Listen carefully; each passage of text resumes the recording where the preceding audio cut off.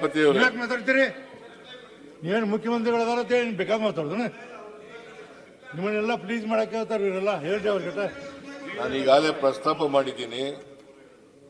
SCP TSP ಆಕ್ಟನ್ನ ಮಾತಾಡಿ. ನಿಮ್ಗೆ address ಮಾಡ್ತಾರೆ. ಸಭಾಪತಿಯವರಿಗೆ ಅಡ್ರೆಸ್ ಮಾಡ್ತೀನಿ. ನಾನು ಆ ಕಡೆ ನೋಡೋದೇ ಇಲ್ಲ. ನೀವು ಅವ್ರಿಗೆ ಪ್ರವೋಕ್ ಮಾಡಾಕ್ತೀರಿ. ಅವ್ರು ಪ್ರವೋಕ್ ಮಾಡ್ತಾರೆ, ನಾನು ಪ್ರವೋಕ್ ಆಗಲ್ವಲ್ಲ. ನಾನು ಪ್ರವೋಕ್ ಆಗೋದೇ ಇಲ್ಲ. ನೀವು ಮಾಡಬೇಡಿ ಅಂತ ಹೇಳಿ ಅವ್ರಿಗೆ. ನಾನು ಇನ್ನೂ ಒಂದ್ಸಾರಿ ನಿಮ್ ಮೂಲಕ ಕೇಳ್ಕೊತೀನಿ, ದಯಮಾಡಿ ಅವ್ರು ಕೂತ್ಕೊಳ್ಳಿ, ಆಮೇಲೆ ಕ್ಲಾರಿಫಿಕೇಶನ್. ಅಗ್ರೀಡ್. ಮಾನ್ಯ ಸಭಾಪತಿಯವರೇ, ನಾನು ಈಗಾಗಲೇ ಹೇಳದಂತೆ SCP TSP ಕಾನೂನನ್ನ ತಂದವರು, ಅಸೆಂಬ್ಲಿನಲ್ಲಿ ಪಾಸ್ ಮಾಡಿದವರು, ಅದನ್ನು ಜಾರಿ ಕೊಟ್ಟವರು ನಮ್ಮ ಸರ್ಕಾರ. ನಾನು ಈಗಾಗಲೇ ಓದಿ ಹೇಳಿದ್ದೀನಿ. ನಮ್ಮ ಕಾಲದಲ್ಲಿ ಎಷ್ಟು ಹಣ ಖರ್ಚಾಯಿತು, ಅವ್ರ ಕಾಲದಲ್ಲಿ ಎಷ್ಟು ಹಣ ಖರ್ಚಾಯಿತು ಅಂತ ಹೇಳಿದ್ದೀನಿ. ಯಾಕೆ ಅವ್ರ ಕಾಲದಲ್ಲಿ ಕಡಿಮೆ ಆಯಿತು ಅನ್ನೋದನ್ನು ಕೂಡ ಹೇಳಿದ್ದೀನಿ. ಅವ್ರಿಗೆ ಯಾಕಂದ್ರೆ ಬದ್ಧತೆ ಇರಲಿಲ್ಲ, ಅದಕ್ಕೋಸ್ಕರ ಕಡಿಮೆ ಮಾಡಿದ್ರು. ಅವರು ಬಜೆಟ್ ಗಾತ್ರ ಜಾಸ್ತಿ ಆಯ್ತಾ ಇದ್ರು ಕೂಡ SCP TSP ಹಣ ಕಡಿಮೆ ಮಾಡಿದ್ರು. ನಾವು ಅಧಿಕಾರಕ್ಕೆ ಬಂದ ಮೇಲೆ ಕಳೆದ ಬಜೆಟ್ನಲ್ಲಿ 34,000 ಕೋಟಿ, ಎಷ್ಟು 35,000ನಾ? ಅದು ಈ ವರ್ಷಪ್ಪ. ನೀನು ಅಟೆಂಟಿವ್ ಆಗಿಲ್ಲದವ್ರು ಏನ್ ಮಾಡೋದು ಭೋಜೇಗೌಡ? 24-25ರಲ್ಲಿ 39,121 ಕೋಟಿ, 23-24ರಲ್ಲಿ 34,000 ಚಿಲ್ಲರೆ, ಅದು ಕೊನೆಗೆ 25,000 ಕೋಟಿ ಆಗಿದೆ. ಗೊತ್ತಾಯ್ತಾ? ಸೊ ಅದು ನಮ್ಮ ಕಾಲದಲ್ಲಿ ಜಾಸ್ತಿ ಆಯ್ತು. ಆಮೇಲೆ ಮಾನ್ಯ ಸಭಾಪತಿಯವರೇ, ಪರಿಶಿಷ್ಟ ಜಾತಿ ಪರಿಶಿಷ್ಟ ವರ್ಗದವರಿಗೆ ಈ ಕಾಂಟ್ರಾಕ್ಟ್ಗಳಲ್ಲಿ ಮೀಸಲಾತಿ ಕಾನೂನು ತಂದವರು ಯಾರು? ಬಿಜೆಪಿಯವರ? ನಮ್ಮ ಸರ್ಕಾರ.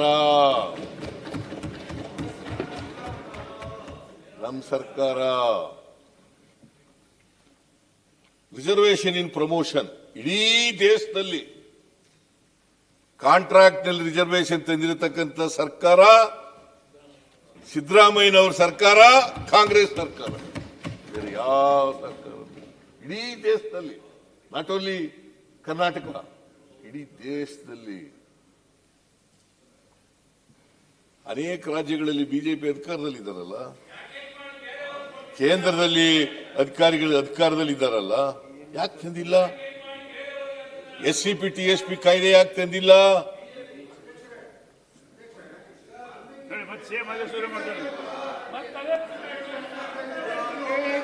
ಪುನಃ ಇವರು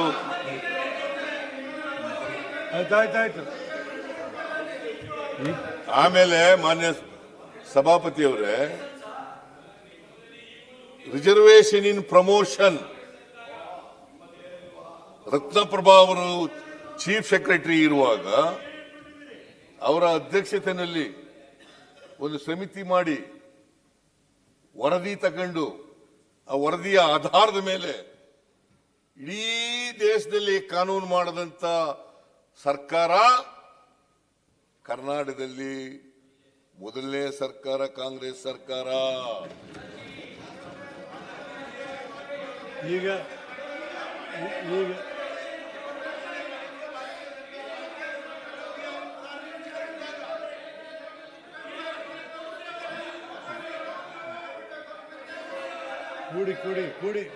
ಕೂಡಿ ಆಯ್ತು. ವಾಲ್ಮೀಕಿ ಬಂದ್ಬಿಡಿ. ವಾಲ್ಮೀಕಿ ಬರ್ಬೇಕ. ಈಗ ಸುಮ್ಮನೆ ಕೂತ್ಕೋಬೇಕ ಸಭಾಪತಿಯವರೇ? ನಾವು ದಲಿತರು ವಿರೋಧಿಗಳಿದ್ದೀವಿ ಅಂತಂದ್ರೆ can we keep quiet?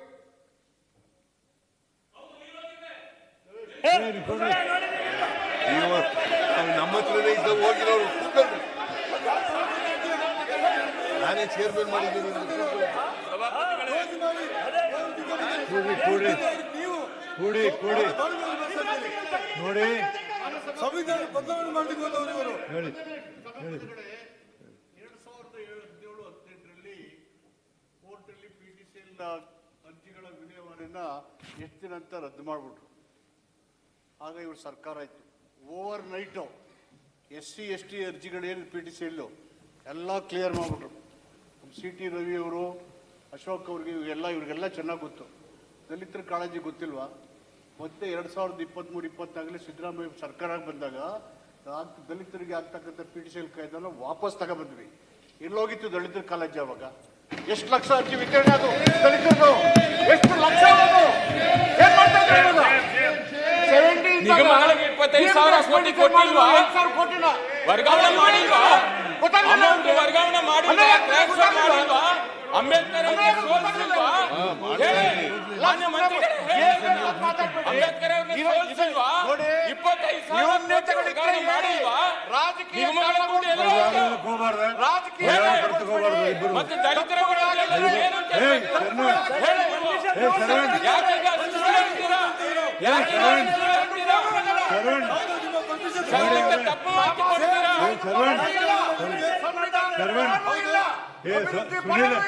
Sunil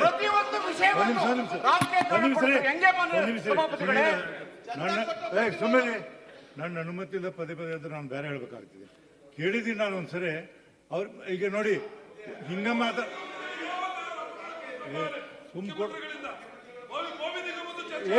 Ravi Ravi 100 ಕೋಟಿ ರೂಪಾಯಿ ವ್ಯವಹಾರ ಆಗಿದೆ ಬೋವಿ ನಿಗಮದಲ್ಲಿ.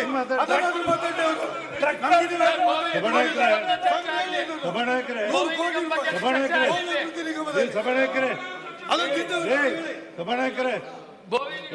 ಬೋಸರಾಜ್ ಹೇಳ್ರಿ ಅವ್ರಿಗೆ, ಏನ್ರಿ ಇಷ್ಟು ಮಾತಾಡ ಮುಖ್ಯಮಂತ್ರಿ ಕುಂತಾರ ಈ ರೀತಿ ಮಾತಾಡ್ತೀರ ನೀವು? ಯಾಕೆ ಅವ್ರು ಮಾತಾಡಿ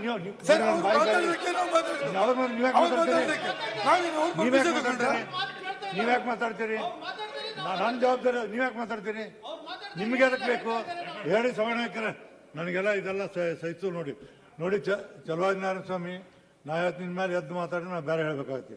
ನೀವೇನಿಲ್ಲ ನಾನು ಪರ್ಮಿಷನ್ ತೊಗೊಳ್ಳಿ ಮಾತಾಡಿ, ಇಲ್ಲ ನೀವು ನೋಡಿ ಎದ್ದು ಮಾತಾಡಿ ನಾ ಹೊರಗೆ ಹಾಕ್ಬೇಕು. ಈಗ ಹೇಳ್ಬಿಡ್ತೀನಿ ಸೀರಿಯಸ್ಲಿ. ಈಗ ಅದು ಕೇಳೋದಿಲ್ಲ. ಆಯ್ತು ನೀವು ಮಾತಾಡಿ. ಅವರ ಪಕ್ಷದವರಿಗೆ ಮುಖ್ಯಮಂತ್ರಿ ಮೇಲೆ ಗೌರವ ಇಲ್ಲ. ಅವರೇ ಪದೇ ಪದೇ ಎದ್ದು ಮಾತಾಡ್ತಾ ಇದ್ದಾರೆ. ಅವರುಗಳೇ ಎದ್ದು ಮಾತಾಡ್ತಾ ಇದ್ದಾರೆ. ಅವರಿಗೆ ಹೇಳ್ಬೇಕು, ಅವರೇ ಪದೇ ಪದೇ ಎದ್ದು ಮಾತಾಡ್ತಾರೆ. ಒಂದ್ ನಿಮಿಷ ಸುನೀಲ್, ಒಂದ್ ನಿಮಿಷ ಕೇಳಿ, ಒಂದ್ ನಿಮಿಷ ಕೇಳಿ, ಒಂದ್ ನಿಮಿಷ ಸುನೀಲ್ ಕೇಳಿ. ಇದು ಎಲ್ಲರಿಗೂ ಆಗ್ತದೆ. ಒಂದ್ ನಿಮಿಷ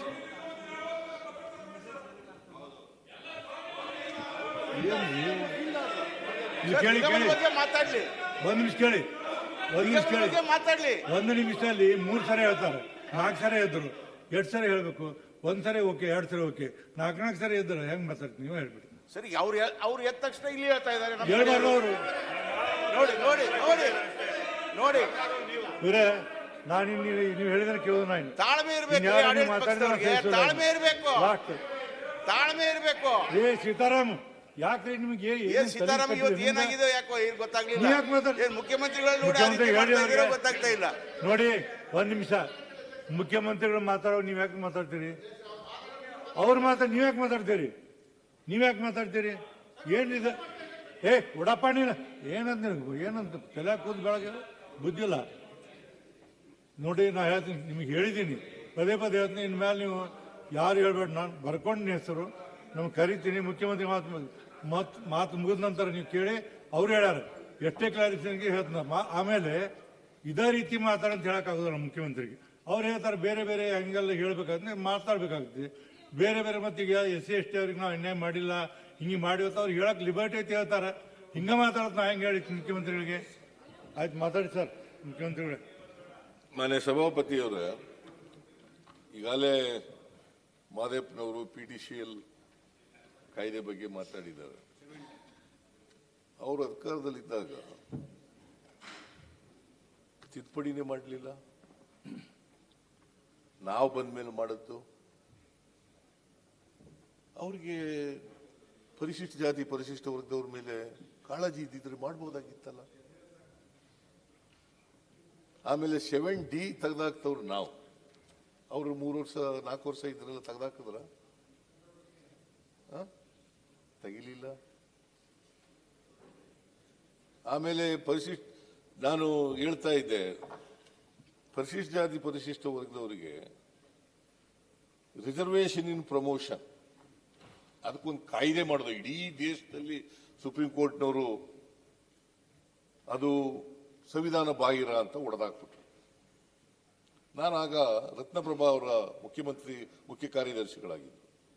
ಅವರ ಅಧ್ಯಕ್ಷತೆಯಲ್ಲಿ ಒಂದು ಸಮಿತಿ ಮಾಡಿ ಅವರಿಂದ ವರದಿ ತರಿಸ್ಕೊಂಡು ಆ ಡಿಸಿಷನ್ ಅನ್ನ ಹೇಗೆ ಅದಕ್ಕೆ ಡಿಸಿಷನ್ ಕೂಡ ಇಟ್ಕೊಂಡು ಸಂವಿಧಾನನೂ ಕೂಡ ಇಟ್ಕೊಂಡು ಸಂವಿಧಾನದ ರೀತಿಯ ಹೇಗೆ ಸಹಾಯ ಮಾಡಕ್ಕಾಗ ಅಂತೇಳಿ ಒಂದು ಕಾನೂನು ಮಾಡಿದೆ.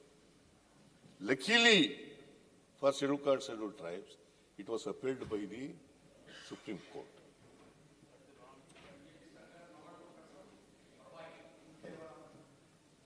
ಅದು ಯಾಕೆ ನೀವು ಯಾಕೆ ಮಾಡಲಿಲ್ಲ? ಇಡೀ ದೇಶದಲ್ಲಿ ಯಾಕೆ ಮಾಡಿಲ್ಲ? ಬಹಳ ದಲಿತರ ಬಗ್ಗೆ ಅಲ್ಲ, ಪರಿಶಿಷ್ಟ ಜಾತಿ ಪರಿಶಿಷ್ಟ ವರ್ಗದವ್ರ ಬಗ್ಗೆ ಕಾಳಜಿ ಇದ್ದಿದ್ರೆ ಯಾಕೆ ಯಾವುದೇ ರಾಜ್ಯದಲ್ಲಿ ಕೇಂದ್ರದಲ್ಲಿ ಮಾಡಲಿಲ್ಲ?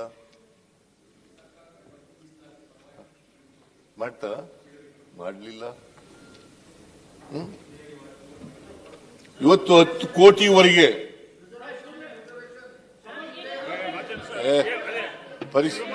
ಮಾನ್ಯ ಅಧ್ಯಕ್ಷರೇ, ಕೊಡ್ರಿ ನಮಸ್ತೆ ಕೊಡ್ರಪ್ಪ. ಎಂಟರ್ಪ್ರಿನರ್ಸ್ಗೆ ಮಾತಾಡಿ.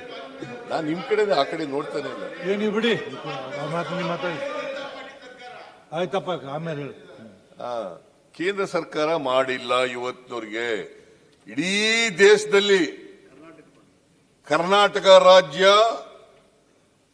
Is not only number 1 state, this is the only state ಕರ್ನಾಟಕದಲ್ಲಿ ಮಾಡಿರ್ತಕ್ಕಂಥ. ನಮಗೆ ಇವರು ಪಾಠ ಪರಿಶಿಷ್ಟ ಜಾತಿ ಪರಿಶಿಷ್ಟ ವರ್ಗದವ್ರ ಬಗ್ಗೆ, ಅವರ ಹಿತದ ಬಗ್ಗೆ, ಅವರನ್ನು ಅಭಿವೃದ್ಧಿ ಮಾಡೋದ್ರ ಬಗ್ಗೆ ಅಂಬೇಡ್ಕರ್ ಅವರು ಏನ್ ಹೇಳಿದ್ರು? ಈ ದೇಶ ನೋಡಿ, ನಾನು ಹೇಳ್ತೀನಿ, ಇದೇ ರೀತಿ ಮಾತಾಡಂತ ಯಾರಿಗೂ ಹೇಳಕ್ ಸಾಧ್ಯ ಇಲ್ಲ. ಮುಖ್ಯಮಂತ್ರಿ ಅಷ್ಟೇ ಅಲ್ಲ, ಯಾರು ನಿಮ್ಗೂ ಹೇಳ್ತಾರೆ ಇದೇ ರೀತಿ ಮಾತಾಡಂತ ಹೇಳಕ್ ಸಾಧ್ಯ ಇಲ್ಲ. ಒಂದೊಂದು ಮಾತಾಡುವಾಗ ಅದಕ್ಕೆ ಕಂಟೆಂಟ್ಸ್ ಏನ್ ಹೇಳ್ತಿರ್ತಾರ ಅವ್ ಕೇಳಬೇಕು. ನೀವು ಅದನ್ನ ಬಿಟ್ಟು ನೀವು ಹಿಂಗ ಮಾತಾಡಿ ಹಿಂಗ ಹೋಗಿ ಅದು ಮುಖ್ಯಮಂತ್ರಿ ಹೇಳಕ್ ನನಗೂ ಅಧಿಕಾರ ನಿಮ್ಗಿಲ್ಲ. ಮಾತಾಡಿ, ವಾಲ್ಮೀಕಿ ಬಗ್ಗೆ ಮಾತಾಡಿ,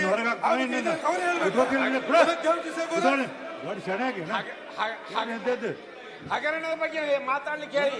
ಆ ವಿಷಯ ಅಂತ ಮಾಡಿದ್ರೆ ನಾವೆಲ್ಲ ಮಾತಾಡ್ಲಿಕ್ಕೆ ಅಜ್ಞಾನಿಗಳಿಂದ ಅಪಾಯ ಇಲ್ಲ. ಅಜ್ಞಾನಿಗಳಿಂದ ಅಪಾಯ ಅಜ್ಞಾನಿಗಳಿಂದ ಸಮಾಜಕ್ಕೆ ಹಾನಿ ಇಲ್ಲ. ಮುಖ್ಯಮಂತ್ರಿಗಳು ಪೂರ್ಣ ಒಂದು ನಿಮಿಷ,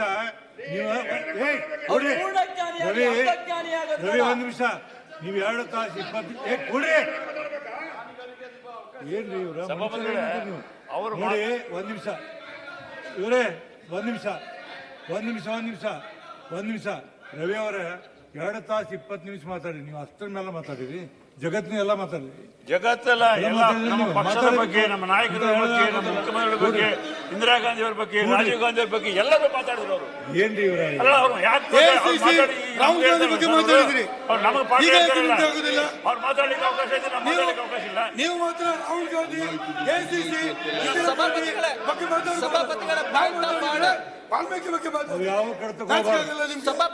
ಕಡ್ತಕೋಬಾರ್ದು. ಸಭಾಪತಿಗಳ ಪಾಯಿಂಟ್ ಆಫ್ ಆರ್ಡರ್ ವಿಷಯ ಏನಂದ್ರೆ ಸಭಾಪತಿಗಳೇ, ನಿಮ್ದು ಹೇಳಿ. ನನ್ನ ವಿಷಯ ಏನಂದ್ರೆ ಎಲ್ಲ ಏನ್ ಮಾತಾಡೋದು ಸಭಾಪತಿಗಳೇ, ಈಗ ನಾವು ನಿಲುವಳಿ ನಿಮ್ಗೆ ಕೇಳಿ, ನಾನು ಒಂದ್ ನಿಮಿಷ ಕೇಳಿ, ಹೇಳಿ, ಸುಮ್ ಕೊಡ್ರಿ. ನಾವ್ ಒಂದ್ ಮಾತಾಡಿದ್ವಿ ನಿಮಗೆ. ಮುಖ್ಯಮಂತ್ರಿಗಳ ಭಾಷಣ ಮುಗಿಯುವವರೆಗೆ ನೀವು ಯಾರು ಮಾತಾಡ್ತಕ್ಕದ್ದಲ್ಲ. ಅವ್ರಾದ ನಂತರ ಪಾಯಿಂಟ್ ಆಫ್ ಆರ್ಡರ್ ಬರುದಿಲ್ಲ, ಭಾಷಣ ಮಾಡೋದ ಬರುದಿಲ್ಲ. ಪಾಯಿಂಟ್ ಆಫ್ ಆರ್ಡರ್ ನಾಳೆ ಕೇಳಿ, ಪಾಯಿಂಟ್ ಆಫ್ ಆರ್ಡರ್ ಬರಂಗಿಲ್ಲ. ಇದು ಮುಗಿದ ನಂತರ ನೀವು ಕೇಳಂತ ಹೇಳಿ ಸೆಂಟೆನ್ಸ್ ಸಭಾಪತಿ ಪಾಯಿಂಟ್ ಆಫ್ ಆರ್ಡರ್ ಬರಂಗಿಲ್ಲ. 2 ಲೈನ್ ಹೇಳ್ತೇನೆ ಸಭಾಪತಿಗಳೇ. ವಿಷಯ ಏನಿತ್ತು ಅಂದ್ರೆ ಏನ್ ಮಾಡ್ಬೇಕು ನಾ ಸಭಾಪತಿಗಳೇ